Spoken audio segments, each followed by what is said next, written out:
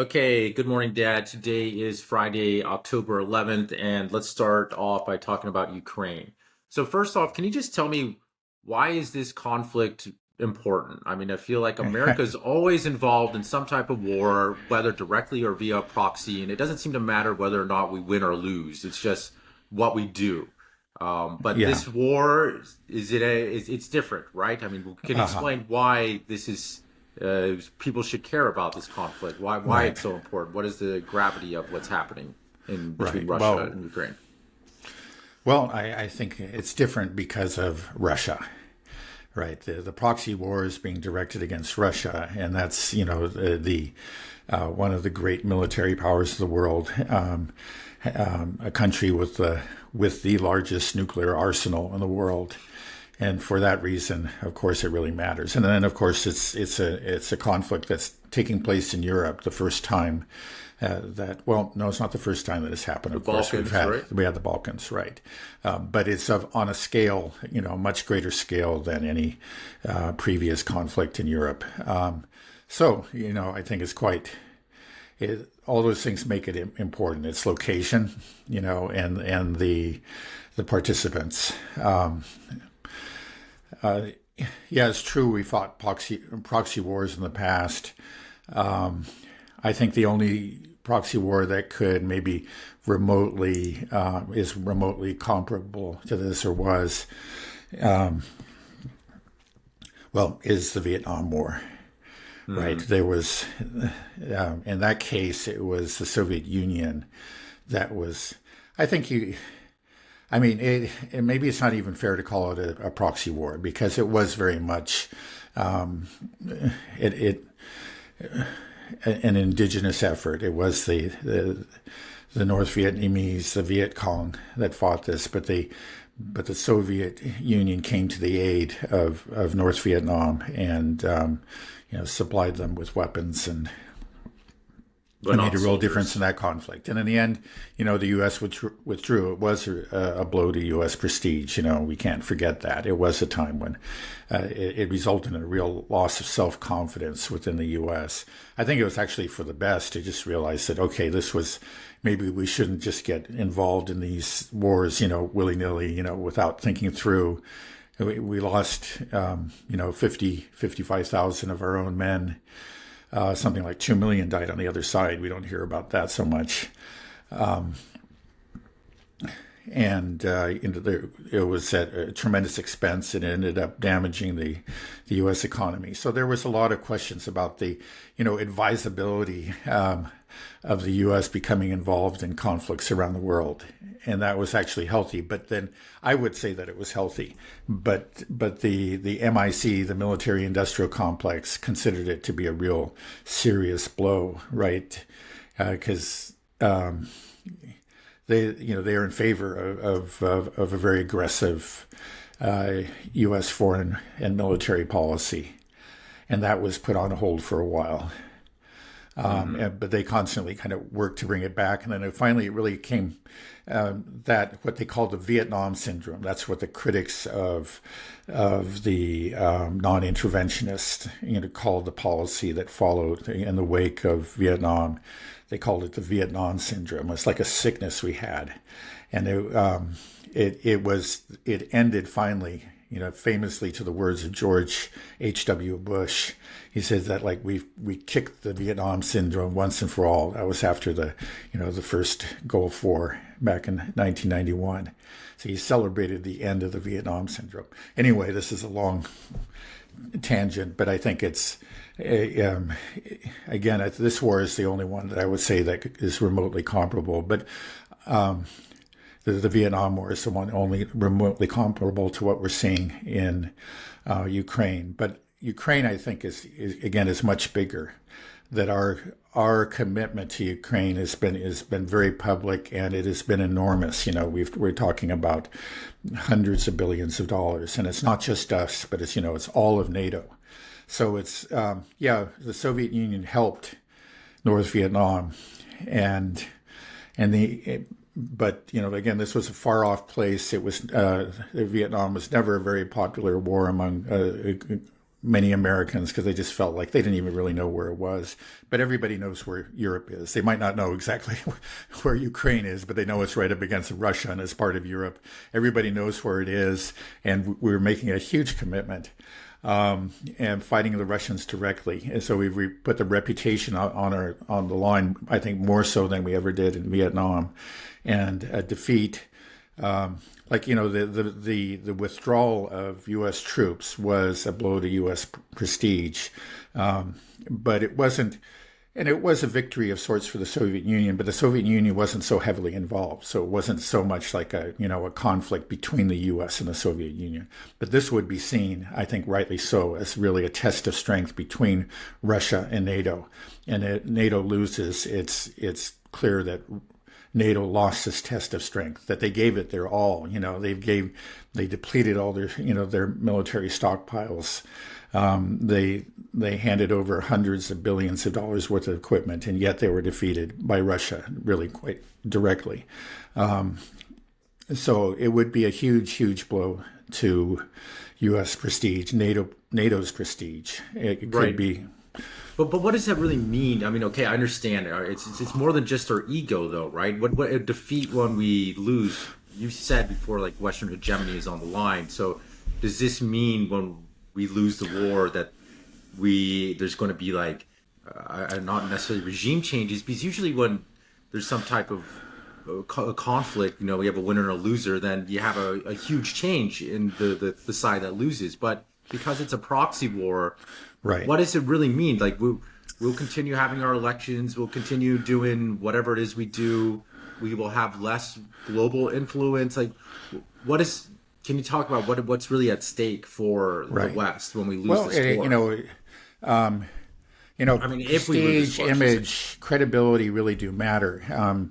It's actually like it is the prestige of the U.S. It's the perceived military might of the U.S. and NATO affects the way other countries behave with respect to us, with respect to NATO, with respect to the U.S.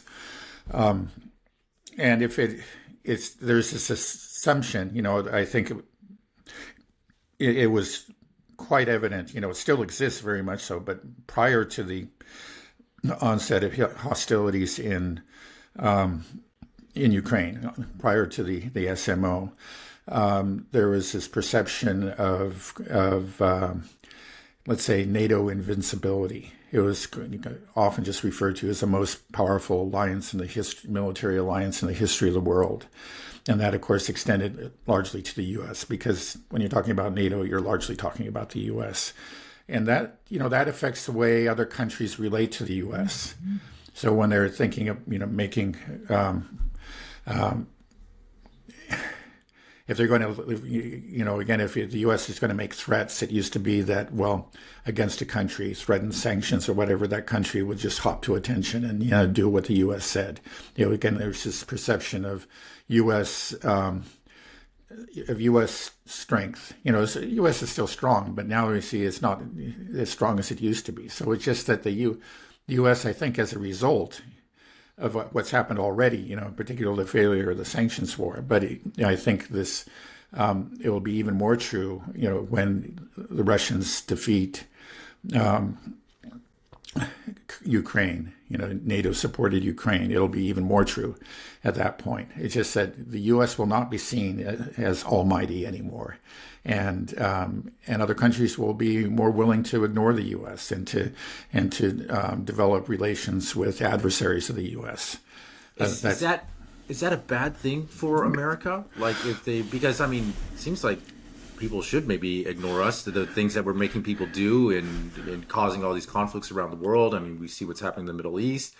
Will it affect the Americans here, just day to day most Americans don't care about these foreign conflicts. They don't want to be involved in these foreign conflicts. So maybe it's a good thing that we just withdraw our military bases and could come back home and take care of America. It would be. Could it be a good thing, or is it? It could be a good thing. Yeah, it could be a good thing. Of course, if we did it gracefully, it would be a very good thing. The problem is that what we're seeing is that as American hegemony becomes threatened, the the globalists in Washington and in Brussels are not reacting, in a gracious way and say, okay, well, our time is up. It's time to to acknowledge the rise of other powers and to live as one among many powers in a multipolar world. Right, that would be actually very much to our advantage. I think that would be a very wise policy, and that we would benefit from it, and it would. But that's not what we've done. As U.S. Hegemony ebbs away, we've been doubling down and actually becoming increasingly hostile to the rest of the world, and threatening the rest of the world, with more and more sanctions. And I'm afraid that that's just going to continue. So if the U.S. loses this war in Ukraine, as it will, when its proxy loses, that will be the tendency. There'll just be more fear and paranoia within the ruling circles in both Washington and Brussels. And, so we may see, more hostilities break out in other places, new sanctions and so forth. That has always been, so far, that's the only way that we've responded to our decline. And I think that will accelerate if and when Ukraine loses this war.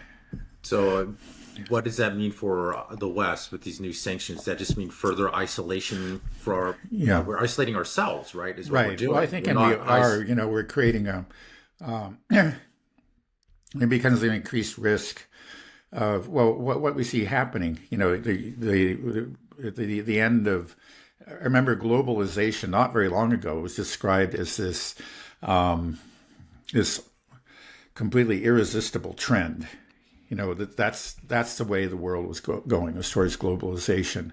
But because of the Ukraine war already, and the economic sanctions, the sanctions from hell that were directed against Russia and their failure, we're seeing a fracturing of that globalization. It's not just Ukraine; it's also the U.S.'s relationship to China that's very, very important. The increased hostility, this launch of a trade war by Trump during his first term, and the continuation of that trade war. Let's be honest that Biden really didn't change things very significantly. That could continue the trade relations could continue to deteriorate, and that will have real implications for the world economy. As we start to break apart into blocks, the globalization and this, worldwide free trade regime come to an end. That's going to, I have mixed feelings about that, but I think all in all, it means that it's going to mean less economic growth, and consumers will suffer. For sure. I think there's no question about it. So that's one thing. And then the other thing that we've talked about, of course, many times is just the status of the U.S. dollar. That again, this fracturing of a global economy that has really been in good part caused by the U.S.'s weaponization of the dollar. Is risking, is putting the U.S. dollar's status at risk, its status as the global reserve currency. And we've talked about how that can have serious implications. We've been able to finance these huge, or cover these huge trade deficits and finance these huge debts in large part because of the status of the U.S. dollar as a global reserve currency, but by our actions, and I think again another blow to U.S. prestige is we're going to put the dollar further at risk, and again that could have huge economic and fiscal implications for the U.S. It's something that the everyday U.S. voter who doesn't really pay attention much to what's going on overseas, what's happening overseas will come back to haunt us. Right. Well, it's very frustrating because everything you're saying, these are all self-inflicted wounds. Like I said, we have the ability, if we want to, gracefully accept the new multipolar world, which would benefit us and the whole world. We'd see a lot more peace and prosperity. We wouldn't have these endless wars. It sounds like a great thing to be part of. But you seem convinced that we will double down because we are the Western leaders. For them, preserving Western hegemony is all important. Yeah, it seems like I just don't see any exceptions to that within the within the establishment. So I just as don't we see the as only we double, only only signs of realism that I've seen really are actually coming from the Pentagon, and we've talked about this. There was that effort, which is still ongoing, to lift restrictions on long-range missiles for strikes into pre-2014 Russia, right? And the Pentagon has just said no. It just made it clear. I think again they've come up against some hard limits, and they understand that, and they just I seem to have managed to get it through the thick skulls of some of the relevant politicians. Okay, well, thank goodness for that. So basically, we're saying as this war continues and as we lose, and we will continue to double down to preserve Western hegemony, that means we will continue to try to sanction more and more countries, but they won't have much of an effect. We'll see the dollar begin to lose its strength. We won't be able to boss and bully people around in terms of dictating policies because we don't have the military might to back it up or the economic sanctions to back it up anymore, which will lead to just the U.S. becoming more and more isolated, more and more hated, and we'll just have us and our European vassals. It's almost like, for me, it sounds almost like we've become the new Soviet Union, and we are putting our own Iron Curtain around us, around Japan, Korea, Australia, Western Europe, U.S., Canada. Like, this is us, and we will stay here. We will control the information sphere, and we will preserve our hegemony, even if it's just through this one sphere. And don't talk to Russia or China or Brazil or Africa or wherever.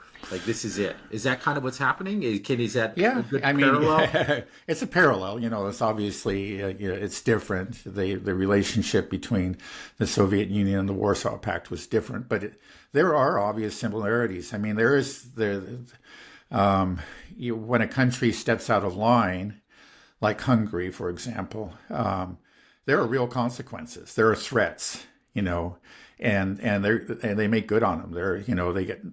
The countries like Hungary do get sanctioned. They get penalized, and their leader, in this case, Viktor Orban, is excoriated. Is told pretty much that. If he continues down this road, he will pay. Hungary will pay the consequences. It sounds, mafia. Yeah, it does. I mean, some of it really is. It's just like it's more than just what we've seen so far. But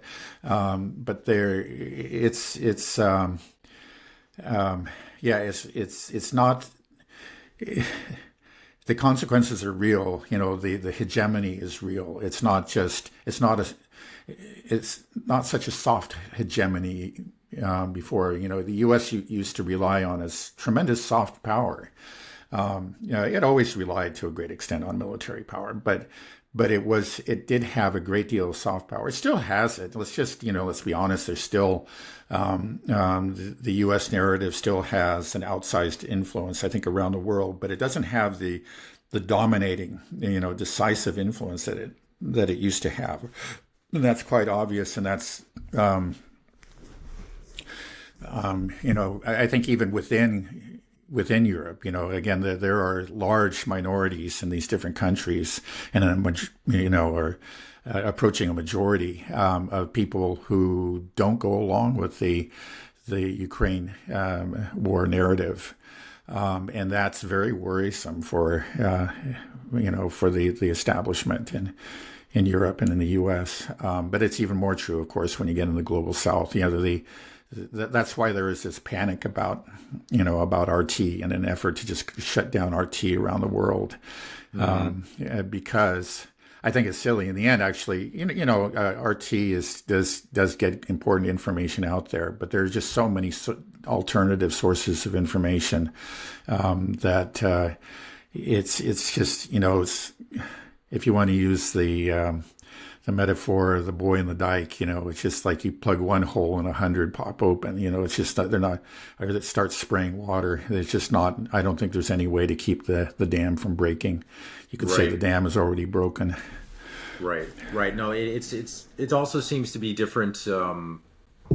Compared to the Soviet Union, because back in the Soviet Union time, you couldn't have a country like Tajikistan be like, oh, I'm going to do my own thing and have the option to just sort of break off from the Soviet Union. Right. But you do have this. Hungary actually tried that. Yeah. And Czechoslovakia too. Right. Hungary, Czechoslovakia, they're all alternatives. We can, like we said, we can try to sanction and punish people for not going along, even within our own NATO bloc. But even then, there are alternatives for these people. They could be like, well, I'm going to continue to trade with Russia and China and maintain healthy relations with them. I don't like what you guys are doing. Right. Turkey we'll see if they can do it. I mean, it is an open question. Hungary so far has managed to steer, an independent course, as has Slovakia. Let's not forget Slovakia. Mm-hmm. And also, but they are small countries, and the EU does have a lot of leverage. They have a lot of. They're dependent on EU subsidies and direct grants and so on and so forth. So it's just like we'll see if they can hold out. So far they've held out very bravely. Right. So it's a very important question. Let's see, and then of course we have these rising movements in places like Germany and France that are opposed to the establishment. So yeah, they do still have the establishment, the global hegemonists have I would say still a firm hold on power in the West, but it's at risk. That's why they've had to do these shenanigans in places like Germany and France or whatever, because actually they're losing the elections. Right, I was about to say we're supposed to be, the West is supposed to be democracies, and democracies are supposed to prevent something like this. That the idea of an authoritarian government coming and creating the old Soviet Union. It's like, no, each country is supposed to be democratic, and we are supposed to, the will of the people is supposed to create the law of the land. If the will of the people seem to be growing and don't want this Ukraine war and don't want this, surely they can't control, they can't clamp down and just throw democracy out the window. I mean, that's what we've been championing forever. Just democracy. Right. And people are will vote, and there'll be a movement. I don't know if they'll be able to suppress it. They can't have that iron grip control, or at least I hope not. Like they did. Another country I forgot to mention was Austria. Again, where the Ukraine Skeptic Party, the Freedom Party, did very, very well. Came in first, and and it's put the establishment in a panic. So do you think there is some hope then? That they may try to double down, but there might be the institutions that we built that were grounded in principles of freedom and democracy might actually prevail and prevent the globalist elite from doing what they want to do. It's possible, save the world. Yeah, so far it's just like no matter what the election results are, the establishment maintains its hold on power. Right. But then that may not last forever. Especially if the economic crisis deepens, as it's likely to do. And it's interesting. Again, it's just there has to be a lot of whispering. It doesn't make it into the mainstream media in Europe, but a lot of whispering about what actually happened at Nord Stream. Right. And recently, the Danish harbor master came out and said that just a couple of days before the Nord Stream blast, he went out to the area, where the bombs were installed, deep underwater, and he found. Well, he was curious because there were ships out there, but they had turned their radios off. So what's going on? He went out there and he was told it was U.S. naval vessels, and he was told to go back and not say anything. And a couple days later, boom. So, I think it's time for anybody who believes, the silly Ukraine, the six people on a boat, 5 men and 1 woman on a little boat, did this, and it was some guy it was Zelensky supporting it or whatever. They've come up with, they've kind of expanded the story. It's just clearly an effort to muddy the waters. It was clearly the U.S. Seymour Hersh was right. The U.S. said it was going to do it. The U.S. did it, and now we're getting further information confirming that. And it's, that's the secret that just can't be kept from the European people forever. Obviously a certain number of Europeans know what happened already. And that could be, the match that lights the fire at some point, because that was an attack on Europe by the U.S. I mean, it's okay with Europe's leaders, with these spineless vassals of the U.S., but I don't think it's okay with most of Europe. I'd like to think that most of Europe still has some sort of self-respect. Most Europeans. Like, how big was this attack? Like, do you know how much percentage of energy was coming through this pipeline? Because I know it's had a huge damaging effect. Okay, nothing was actually going through at the time, but it could have supplied a huge amount. I mean, I don't know what the percentage is, like half of, a lot more than's coming through Turk Stream now. I think the gas that's coming into Europe is coming through Turk Stream. And then there's also a pipeline that goes incredibly right through Kursk and through Ukraine. And that actually continues to supply gas to Europe. But I believe that that the Nord Stream would supplied more than those two put together, by a significant amount. I don't know the exact percentage. There was actually what they call four actual pipe lines underwater there, kind of two pairs.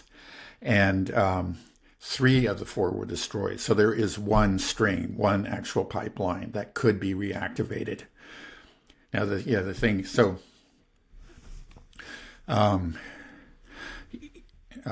so it would have made a huge, it was always there for the Germans to use. Now, I know some other pipelines were shut down. So this is something that Nord Stream could have replaced, what was lost through other pipelines, because of the general shutdown. It was not a total 100% shutdown. Some gas is still going into Europe, but because so much of Russian supplied gas was blocked by the European governments, under U.S. pressure after the start of the SMO. Europe has been forced to import a lot of very expensive LNG from the U.S. It costs like 4 times as much, at least, as what Russian supplied gas would cost. Yeah, you think that the Europeans will wake up? I mean, just think about if Germany or France came and blew up one of America's biggest energy infrastructure pipelines, and all of a sudden energy prices quadrupled in the United States because, and then France said, well, now you have to buy it from us, or you have to buy it it's just, Germany at 4 times the price. It's right. crazy. I mean, it's just so extraordinary. You're just shaking your head and say, how could things have come to this stage? I mean, I think there's no question, like previous, probably even Merkel would have made a peep of protest. I mean, I think she's rightly regarded as a transitional figure, like between the old German chancellors that actually stood up for Germany, and the spineless worm Olaf. But I think she would have protested. She was actually supported Nord Stream and saw it through in spite of tremendous U.S. pressure. So it wasn't too long in the past that Germany showed a little bit of independence, but now it's extraordinary. As you stop and you kind of pinch yourself and you say, am I imagining this? Could it actually be this bad? Well, yes, it is this bad. I mean, these people have no sense of. You just think. I think the average person would just have some sort of sense of self-worth, not knowing anything about the economic consequences. Say, hey, you can't do that to us, right? We can't do that. But the U.S. did.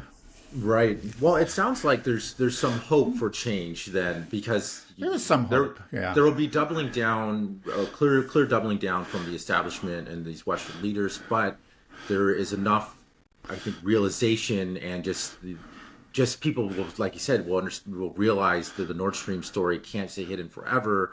People will start to vote, start to have changes. So we might see some peaceful regime change. We'll see how peaceful we'll see. Again, it's just the the globalists have resorted to all kinds of dirty tricks and to real, threats, and they've made good on their threats, economic penalties and more than that, outright censorship. There's been quite a bit. We talked about some in the U.S. There's obviously has been censorship, but it's been tended to be indirect. That's not to say that it doesn't matter. It's not a serious matter. Quite clearly, it is. When the U.S. government is pressuring platforms to censor different content, that's a clear attack on the First Amendment. I don't think there's any question about it. But in places like Germany, you have people being arrested, for reporting the wrong things. I think there was recently some sort of channel that was very pro-Russian within Germany, and it was shut down, and the content creator was arrested. I mean, that's the kind of thing that happens. We don't hear anything about the threat to democracy. That's all fine and good, of course. Right. It's scary. Okay, well, so it sounds like there's no way that NATO and the West are going to win this war in Ukraine. But is there another option that we enter a stalemate? Because that's often used. That people are saying, well, we can do the East Germany, West Germany type of solution version. Is that even possible? Like, how do you see this war playing out? Okay, why not? Right. Okay. Yeah. It's kind of funny. One reason that we're in this war, you could say the main reason, is that the West refused to listen to Russia, and Russia voiced its concerns, and increasingly loudly, right up to the SMO. And we've refused to listen to them. We refused to take any of it seriously. It's just like we simply brushed all the concerns about NATO, Ukraine and its possible accession to NATO. We brushed all those aside. And then when, of course, the end result is that we got the war that we have. And now, for a while, again, there was a lot of triumphalist talk about the pathetic Russians and the amazing Ukrainians, and the Ukrainians were defeating the Russians, and they were going to march all the way to the Sea of Azov and eventually take back all the territories and Crimea, and then probably march on to Moscow and overthrow Putin. There was a lot of really crazy talk. Now, there's very little of that. There's still some of it, coming from the Kiev regime and its supporters, but there's very little of it. So now the current talk is about a stalemate, or they admit, the Russians are moving forward, but at tremendous cost. Essentially, this is all of a very clever strategy on the part of Ukraine. It's that they're letting the Russians advance, but exacting this huge toll on the Russians. And again, I say that's all nonsense. But it shows an evolution in the rhetoric, that there is obviously a growing pessimism, and again, in the more serious publications, you do find some relatively realistic articles, that paint a pretty grim picture. They always try to spin it, a bit to put Ukraine in a brighter light than it really deserves to be. But there is this growing pessimism. So now we're getting this talk about a stalemate, which doesn't exist, because the line is moving. The Russians are clearly winning. And if anything, the line it's still moving slowly, but there is a gradual acceleration. And up and down the line, all the way from Kupiansk in the north, down to even down around Zaporozhye, there's movement down there too. The Russians are pressing forward; they're advancing. So now they start talking about a stalemate and a ceasefire. But the thing is, they're still not listening to Russia. It's just like, this is how we got into the war, is that we refused to actually think about anything that Russia said and to acknowledge Russia's concerns. So it's just something, now we're going to impose a ceasefire. But to impose a ceasefire, you have to get the agreement of Russia. And has anybody talked to Russia? Has anybody paid attention to what they said? And they're saying that, no, we're not going to consider a ceasefire. We did that in the past, And we were fooled. You used the ceasefire to build up the forces of Ukraine, and then we ended up where we are now. I mean, the perfect example is actually back in 2014, 2015, around there. There was I think it was some 20,000 Ukrainian troops had been encircled by the Donbass militia in the civil war that broke out back then. And then, it was Merkel that, actually paid a personal visit to the Kremlin and representing, the Western powers, and said, and it was through that meeting and subsequent phone calls that the Minsk Accords were drawn up. Later all the different powers met in Minsk, Belarus, and that's how we got the Minsk Accords. And it was right there on the verge of a tremendous victory, by the Donbass militia. Okay, say, oh no, let's talk peace. Let's time for a ceasefire. Okay, the Russians agree to it. Now the Minsk Accord, and so the next approximately 8 years, Russia, patiently waited for the Minsk Accords to be implemented, and they never were. And it became clear to them they just weren't. And then after the war, the SMO began in 2022. People like Merkel, but also Hollande. He was the French president at the time. Poroshenko, who was the Ukrainian president. They all bragged that they had no intention of implementing it. That it was just a ruse, and it succeeded. They got their ceasefire, saved the 20,000 soldiers, and then were able to arm Ukraine to its teeth. So the Russians,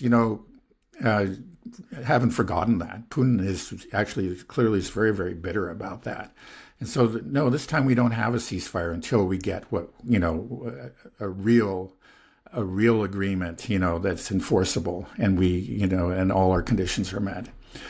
Can you tell me a little bit what were the conditions in the Minsk Accords, the Minsk Agreements that we had? Minsk 1 and 2? It was going to, the people of the Donbass didn't like it. The people of the Donbass had voted to rejoin Russia. They wanted to be part of Russia. But, and now that has since happened, right? But that only was after the failure of the Minsk Accords. The Minsk Accords would recognize the Donbass as Ukrainian territory, but with a certain amount of autonomy. It would be similar, to the federal system that you have in Switzerland, where the different cantons have a great deal of autonomy, vis-a-vis the central power. The Russian language would be respected, and Russian culture would be protected. So that was the main thing. It was actually a way to return those lands to Ukraine. Again, it's just so terribly foolish. A lot of people felt that Putin was being foolish at the time, and later he said that it was a mistake, that he shouldn't have trusted, the Westerners. And I would have real questions about the enforceability of it. I mean, you have because of the nature of the Kiev regime and the influence of the ultranationalists, would they really grant these people a good degree of autonomy? Would they really protect their language? I guess there are provisions in there, like if it failed, then basically it was a promise for Russia to intervene. So you could say, in a sense, that's what happened. I mean, it was just, they gave it 8 years. I mean, that was, I think, extremely patient before they finally, they finally made a military move. But there was 8 years in which, first those 20,000 soldiers were extricated from the cauldron that they were in. And then the Ukrainian forces were built up by the West, became kind of a de facto member of NATO. And then those fortifications were built, these famous fortifications that Russia is now breaking through at all points. There's still some of, one of the last cities would be Toretsk, but it looks like Toretsk is going to fall, quite soon. The Russians are moving pretty rapidly through Toretsk at the present time. That was one of those fortified cities to, again, you can say a consequence of the Minsk Accords. It wasn't the intentional consequence, but that was the actual consequence. The intentional consequence, the intended consequence was some autonomy for the Donbass oblasts. Man, I wish I wish everybody knew this. I mean, even me, I've been following this conflict and talking to you about it a long time, and I didn't even know this, or just understanding the Minsk Accords, or those 20,000 troops that were surrounded by the Donbass militia. I don't think people realize how long this conflict's going on. Right. You know, and I think Yeah. everybody just wants this. That's the problem with these conflicts. Everybody picks the date. Okay, February 2022. You know, that's when this war started. Same thing with Israel Palestine, October 7th. Right. Right. You know. Yeah. No. I think like Mark Sloboda is right that he always describes it. You know, people say that was the day that Russia invaded, and you can say that, but you could also say what he says. That's the day in which actually Russia chose to intervene in the pre-existing civil conflict, because it had begun. It began, 10 years earlier in 2000, or 8 years earlier in 2014. And it was ongoing. It never stopped. The shelling of Donbass city never ended. And it's only now coming to an end, now that Russia is pushing the Ukrainian forces out of the nearby cities, from which they had been shelling Donetsk city. Mm-hmm. But Okay, yeah, well, it never stopped. You're right. right. Well, it seems clear that Russia's going to win this. What's it looking like right now? I mean, do you see a potential for some type of regime change in Ukraine soon? Like, is there becoming civil unrest? And you said we've been talking about a stalemate, but it sounds like it's just the Western NATO countries talking to themselves about a stalemate. No one's talking to Russia. Yeah. So That's the incredible thing, is that they still can't talk to Russia. I mean, that's just that's so silly. But that's again how we got where we were, because they refused to actually consider Russia's position. So they still seem to live in the 1990s. There was a time where they could basically ignore Russia, and Russia was so weak they could just do whatever they wanted. It seems like they got drunk on their power at that time, and they just can't give that up. It's just like the good old days where we could just ignore Russia. And so they're still trying to live them, but it's not working. And it's not going to work. But yeah, okay, yeah. There's there have been some recent, let's say, firings and rumors of imminent firings of leading officials within the Kiev regime. It seems like Zelensky is kind of circling the wagons. There are signs. You hear reports of civil unrest, or actually guerrilla activity, like attacks on these TCC vans, and I think even recently, like the apartment of a TCC employee. And the TCC, those are the press gang guys. Those are the ones that's the unit that's tasked with forcibly conscripting Ukrainians, they grabbing them off the streets and so on. So anyway, there's obviously a lot of hatred towards the TCC in particular, and apparently a lot of their vehicles have been torched. And then recently, I heard even an apartment of one of these TCC personnel was torched. So there is, nothing. You can't say widespread civil unrest, but there's obviously a great deal of unhappiness. And you can see it, like every time they try to grab somebody, it's not like there are people saying, oh, be a patriot and go to the front. It's just like the woman move in there and start whacking the guy over the head with their purses. And that's right. Right. The Bushkas are upset. Yeah, no, for very good reason. I mean... Right. They're taking their boys to the front line with very little training. I hear that they get like maybe 2 weeks of training, and the average lifespan is just a couple of days now for these men. Yeah, right. I think true? At least in some cases, I heard that one report. I doubt it is true everywhere, but at least it may have been true in some parts of the front at different times. But yeah, the training appears to be very limited. There have been a lot of complaints from commanders at the front that the people they get are basically worthless. They don't want to be there, and they don't even know how to hold a gun. It's like, well, what are you doing sending these people to me? Right. Okay. Well, it sounds pretty dire for the Kiev regime. How do you see this playing out? How much longer can this go on? And those things are very hard to predict. Again, there's obviously going to be a tipping point, and I don't think we're very far from it. Arestovich, he was a former, actually, you could call him like a propaganda minister for Kiev back in 2022. But after he got fired, and then since then he's been just extremely. I don't know where he is. I don't think he's in Ukraine because I think his life would be in danger. He's been just very, very honest about what's going on. He's been in, but yeah, recently he said that he thought it would be maybe 3 or 4 months before the Russians actually like take all of the Donbass, and that could be true. I think it's again and again. It's just we found well. First of all, I think it's a combination of Russian caution. In spite of all the nonsense about huge Russian losses, it's just not true. Russian losses appear to be at an all-time low, and we have Media Zona to thank for that. That maybe we don't know the total number of losses for Media Zona, but we can graph, we can see, where the spikes were, where we can relate different time periods to each other, and what we see is that over the last several months, really ever since Avdiivka, that Russian losses have been very minimal and been declining, and they had really been at the lowest point for the whole war. And I think it's just it's because they have such overwhelming superiority at this point. They've chosen. I mean, this is.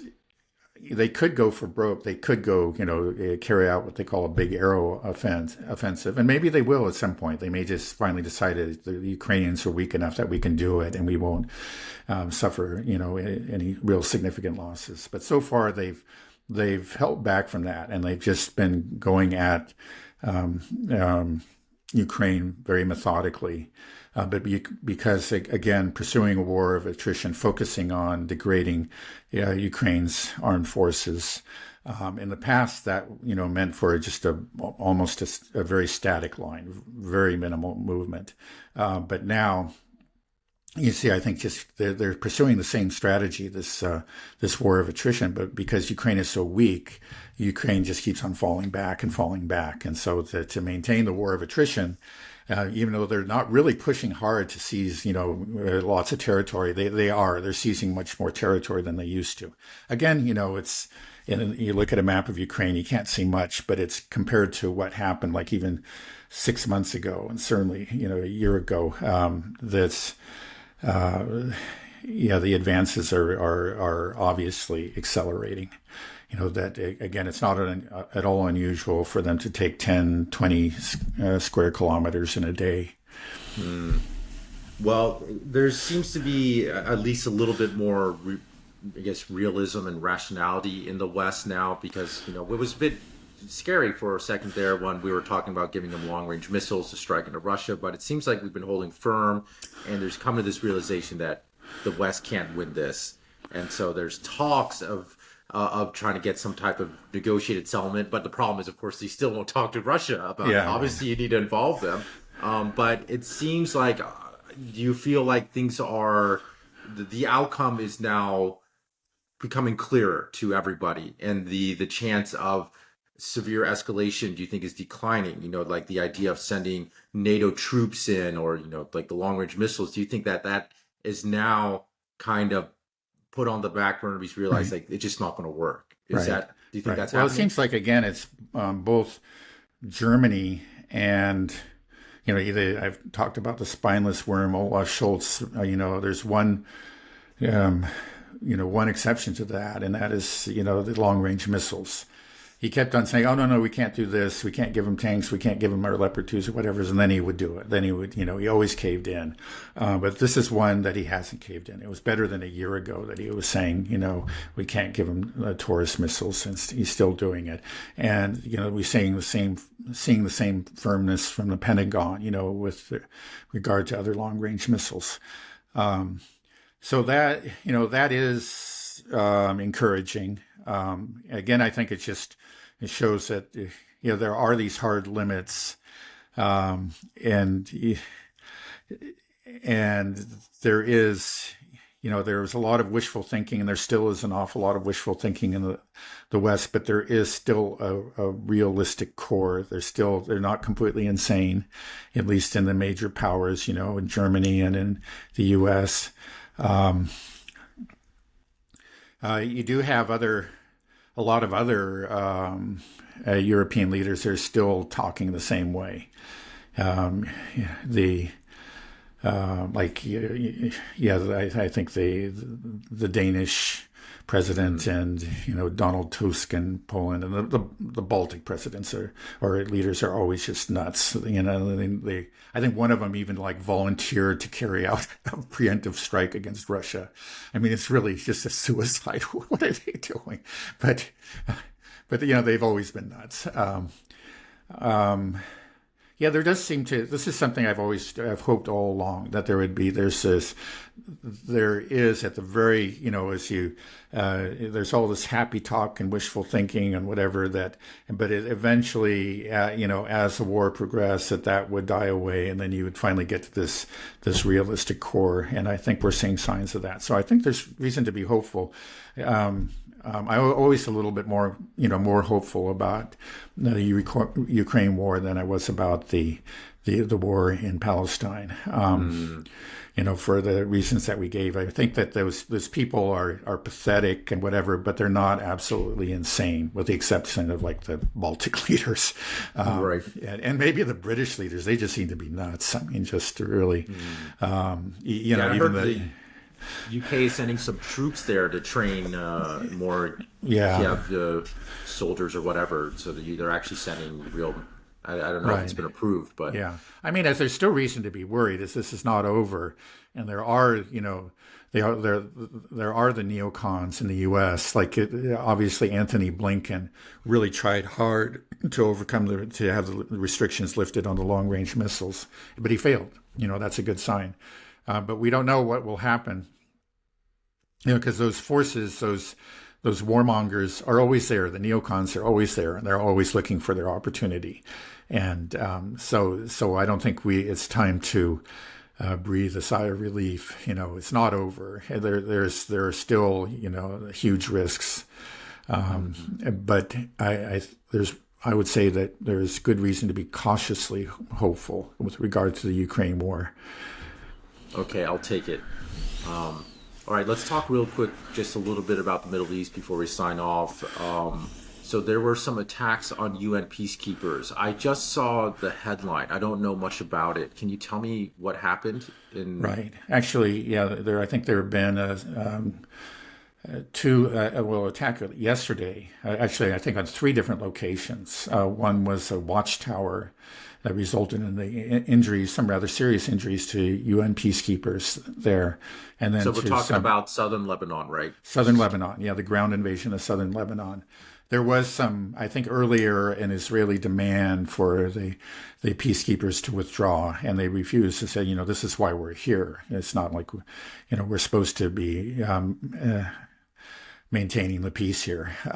But clearly the Israelis don't want them, the IDF, and so they attacked. They injured a couple of peacekeepers, destroyed this watchtower, and then also took out some facilities, including some, I think, perimeter cameras. And then they did it again today. They did something similar, injured a couple more soldiers, UN peacekeeper soldiers. And of course, the UN has very strongly protested. Fatlock, it won't do them any good. The Israel has a history going way back of attacking UN personnel and facilities.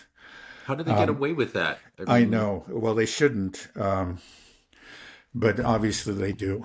Obviously they do again and again. I think it's just the protection of the U.S. The U.S. has so much pull within the UN that, otherwise, there was even talk of expelling the Israel from the UN.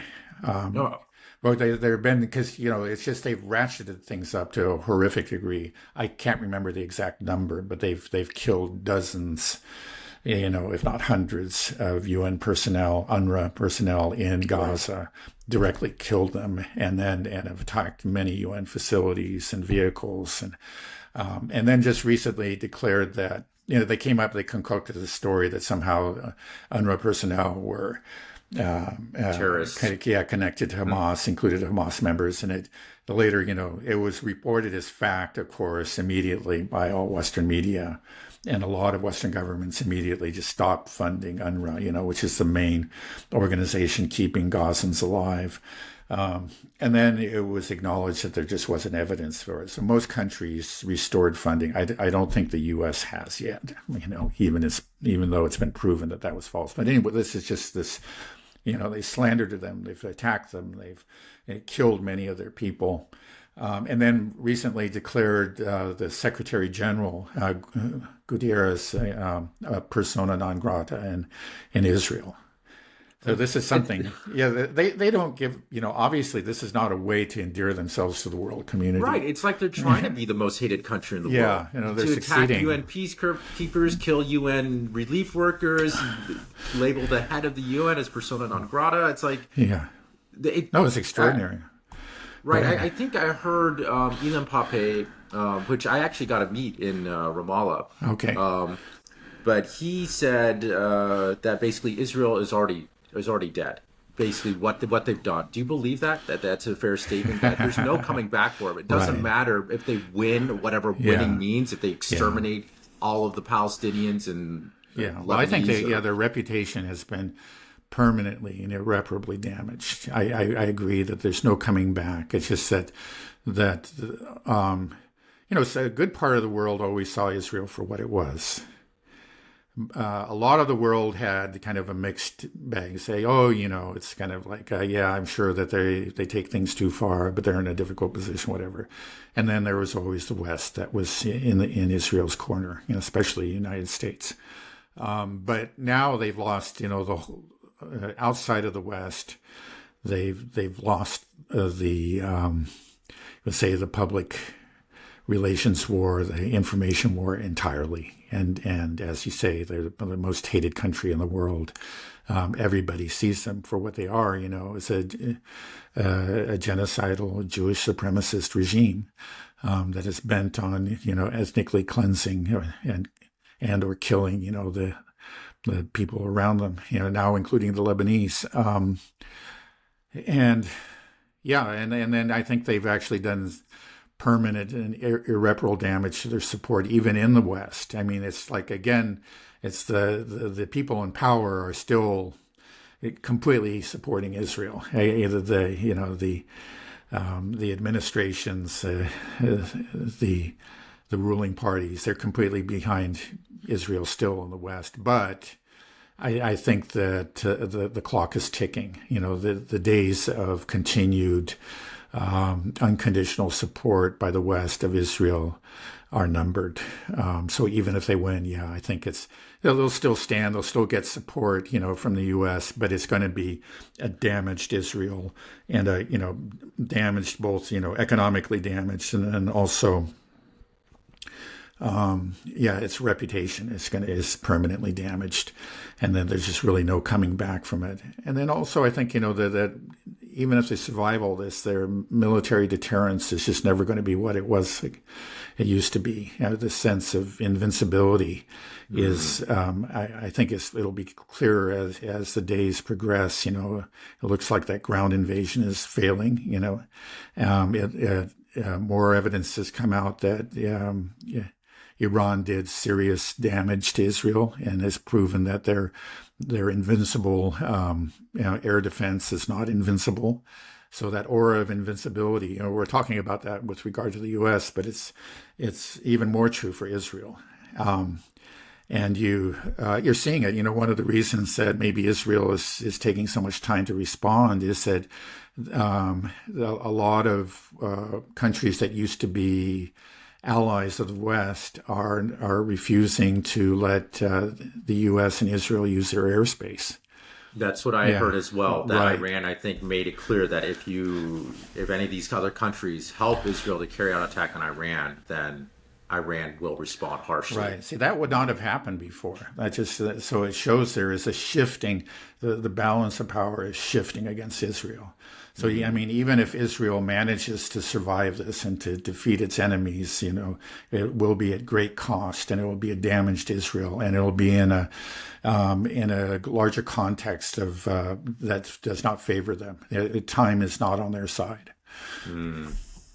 Yeah, it seems like Israel is just on borrowed time now, and just the only question is, how many people will die, in these conflicts with Israel as Israel goes down, because it won't go out peacefully, and we know that the Samson option is there. So, just the more and more I look at it, it just feels like that's what's going to happen. That Samson option is going to be enacted at some point, because it seems like the state of Israel is collapsing, and when it does, boom, they might push those buttons, and we'll see.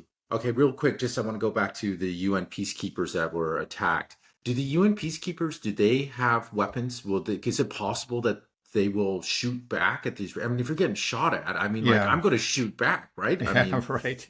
I think they're very reluctant to use them, but but if the Israelis, actually invade their compounds or whatever, there's a chance of that. Another little tidbit of information. It was actually an American advisor, I think like a State Department employee, had tweeted that the IDF should carpet bomb and napalm the UN peacekeepers. He was specifically referring to the Irish, because I think a lot of those peacekeepers are Irish. And the Irish government, protested quite vociferously about this. And I heard I think maybe just yesterday, that he was dismissed from his position in the U.S. government. It just the idea that you could tweet that. Yeah. To bomb UN napalm Irish UN peacekeepers? Like, right. That's crazy. How did they this guy, apparently, he was supposedly involved in negotiations, between the Palestinians. These are the kind of people that we select, for negotiations. It's just a joke. They're all, Israeli Zionist diehards. Yeah. Okay. Well, I think we can end here. Okay. I'll save some other questions for Monday. Okay, we'll stop there. All right. Thanks a lot, Dad. Have a great rest of your day and a great weekend. You too.